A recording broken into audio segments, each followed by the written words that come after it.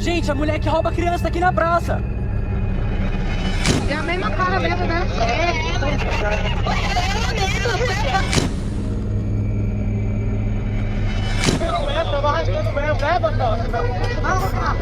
Por nada estão te batendo então? Hein? Querem me matar! Quem quer matar você? Não sei!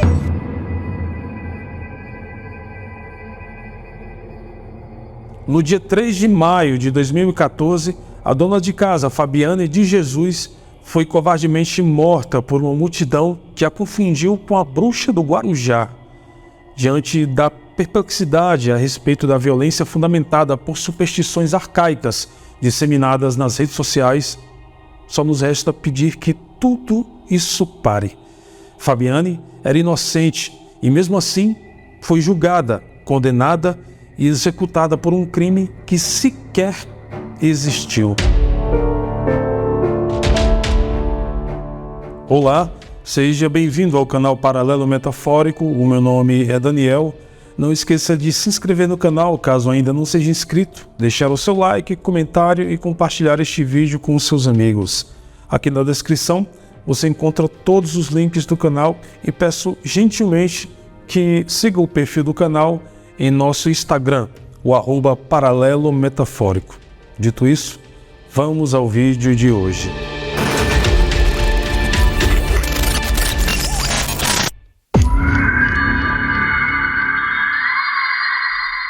O surgimento das redes sociais, somado ao advento dos dispositivos móveis, provocou uma transformação na forma como nos comunicamos. Se antes as notícias chegavam até nós apenas por meio das empresas de comunicação, hoje essa troca de informação se dá, em grande parte, através de indivíduos comuns. Como consequência, utilizamos cada vez mais essas redes sociais para nos manter informados. E na era da internet, o boato é a mídia mais antiga do mundo e poderosa também. O boato encontra-se associado à nossa realidade. Todo ser humano sempre ouviu falar alguma coisa, e essa fofoca acaba sendo veiculada em grande parte por meio das plataformas digitais. O caso de hoje aconteceu na cidade de Guarujá, na região periférica de Morrinhos, que é considerado um bairro relativamente novo, com apenas 25 anos de existência, e a comunidade é dividida em 4 partes, Morrinhos 1 e 2, que são áreas urbanizadas e asfaltadas. Já em Morrinhos 3 e 4, ficam em uma zona de manguezal, mais perigosa e dominada pelo tráfico de drogas. Fabiane Maria de Jesus, que na época tinha 33 anos de idade, morava nesse bairro com sua família, seu esposo e suas 2 filhas. Uma tinha 12 anos e a outra apenas 1 ano de idade. Fabiane nasceu no Rio de Janeiro e, segundo relatos de seu esposo, era considerada uma mulher de coração bom, alegre, comunicativa e tinha facilidade em fazer amigos. Ela também era muito vaidosa e costumava mudar seu visual com frequência. Nos tempos livres, Fabiane ficava cuidando de suas 2 filhas e também era frequentadora de uma igreja. Jailson, seu esposo, era natural do estado da Bahia e também seria primo de Fabiane, que morava no Rio de Janeiro. Ambos cresceram separados, mas se reencontraram no aniversário de 16 anos de Fabiane. 3 meses depois já estavam namorando e pouco tempo depois se casaram. Eles viviam em uma casa simples, em um terreno dividido com a sogra e a tia de Fabiane, que morava em uma casa que ficava em cima da casa do casal. Jailson trabalhava como porteiro e Fabiane era dona de casa.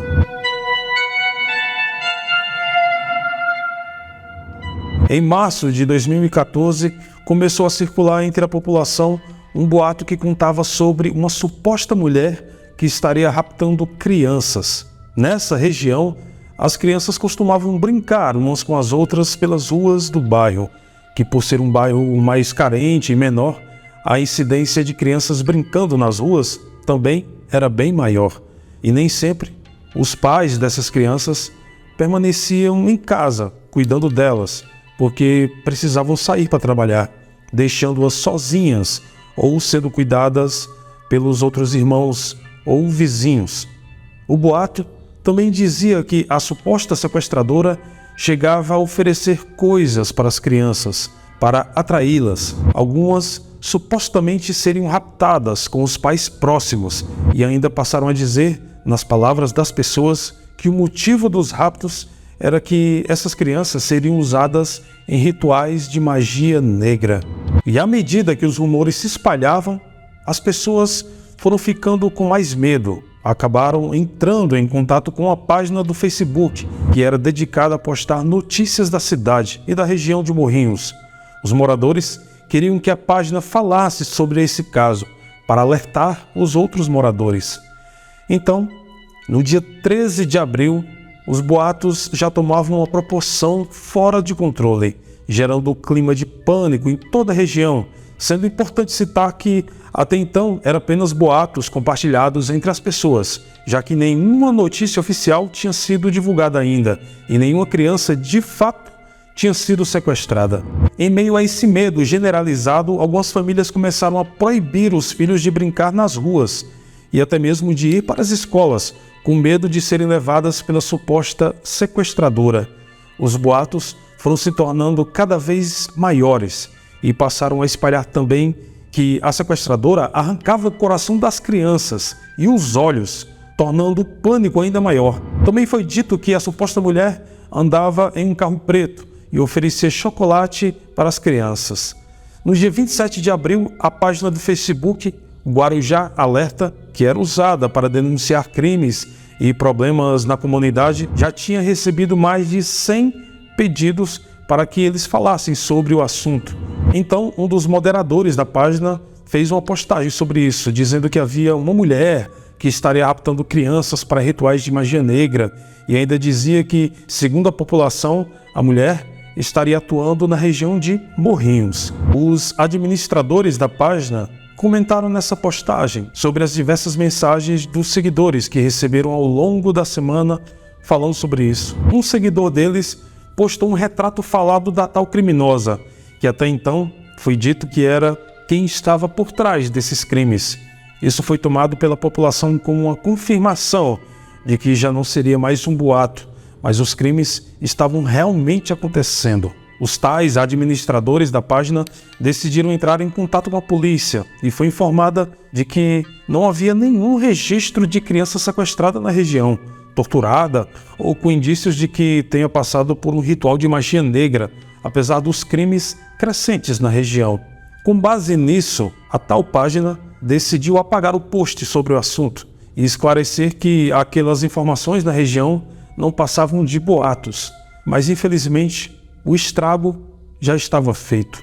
No dia 2 de maio de 2014, Fabiane de Jesus, que era morena e tinha os cabelos longos, decidiu mudar o seu visual, até mesmo para melhorar o ânimo daqueles dias, já que naquela semana ela tinha sido diagnosticada com transtorno bipolar e tinha começado a tomar alguns medicamentos. Jailson, marido de Fabiana, que trabalhava durante a noite, se despediu da esposa e saiu para o emprego naquele dia. Fabiane ficou em casa e decidiu descolorir os cabelos e também cortá-los um pouco. No dia 3 de maio, Fabiane acorda cedo para pegar seu boné, sua bicicleta e sai para passear na praia. No mesmo dia, antes do meio-dia, Fabiane teria passado na casa de uma prima. Passeou pela praia das Pitangueiras e em seguida resolveu ir até o trabalho do seu esposo, porque queria mostrar para ele o novo visual dela, já que ele ainda não tinha visto. Ele trabalhava na portaria de uma colônia de férias e costumava voltar para casa antes de 1h da tarde. Porém, naquele dia, quando ela chegou no serviço dele, ficou sabendo que Jailson tinha acabado de sair. Sendo assim, ambos se desencontraram e Fabiane decidiu passar na igreja para buscar uma Bíblia que teria esquecido. Depois disso, ela passou em uma mercearia onde sua irmã trabalhava, comprou bananas e foi embora, andando pelo seu bairro. Ela para em um bar e pede um copo d'água. Quando sai do bar, Fabiane oferece uma banana a uma menina que estava na rua. Há relatos que a criança morava na rua e outros que a criança estava acompanhada dos pais. uma mulher que presenciou a simples cena entendeu que ela era a sequestradora e, nesse momento, o terror em que Fabiane seria submetida teve início.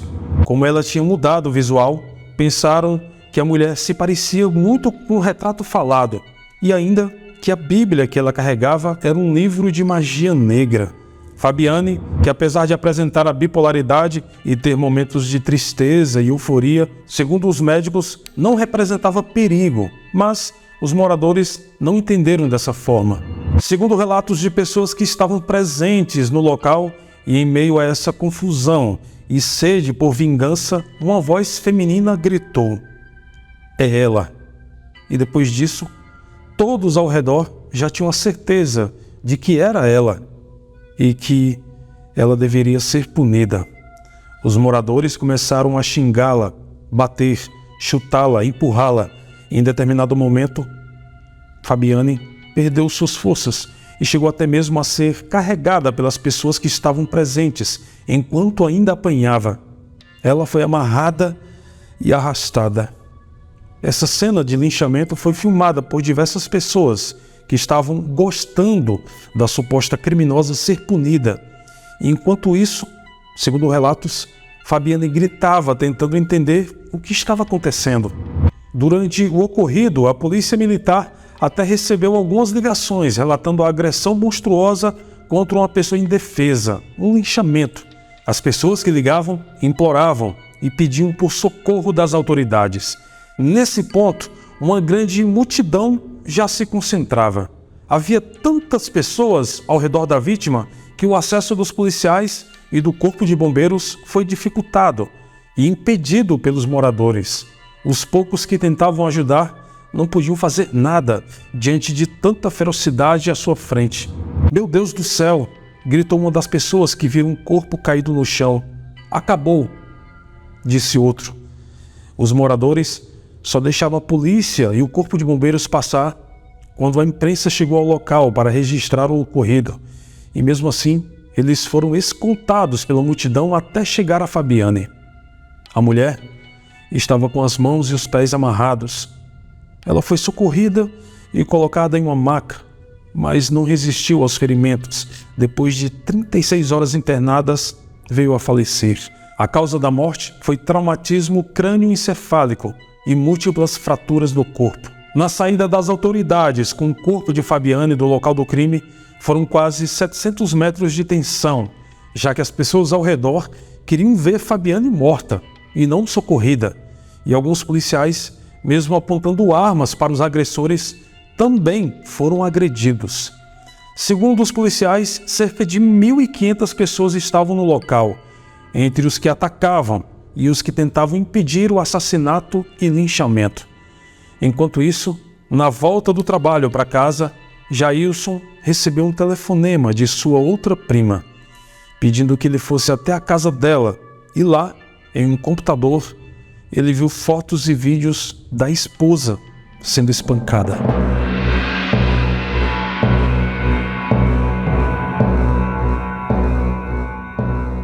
Apenas 5 pessoas foram indiciadas pelo caso. Valmir Dias Barbosa, 50 anos, eletricista, é o homem que deu a paulada em Fabiane. Lucas Rogério Lopes, ajudante-geral, de 19 anos, ele bateu com a bicicleta na cabeça da vítima. Carlos Alex de Jesus, de 24 anos, pintor, ele amarrou as mãos e os pés e ainda bateu na cabeça de Fabiane. Jair Batista dos Santos, ajudante de pedreiro, de 35 anos, jogou Fabiane numa vala. Abel Vieira Batalha Júnior, de 18 anos, arrastou Fabiane. Todos foram condenados à pena máxima de 30 anos de prisão. 2 mulheres também foram indiciadas por incitação ao crime, Dayana e Camila, mas não houve prisão.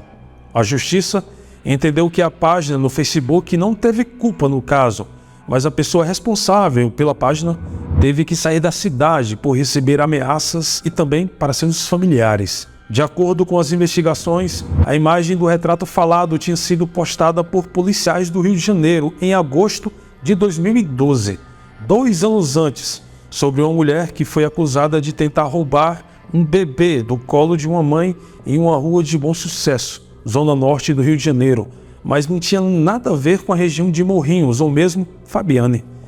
Esse caso foi um dos mais chocantes do Brasil e foi conhecido internacionalmente. E, infelizmente, existem moradores que até hoje juram que Fabiane era culpada e mereceu a morte. O caso do Guarujá mostra que a internet potencializa a reação histérica de massa. A repulsa eventual e a punição de um ou outro, infelizmente, não são capazes de impedir que algo parecido aconteça novamente. Esperamos que não.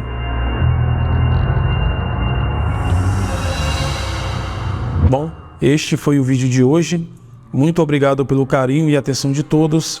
E como sempre, nos vemos nos comentários. Até mais.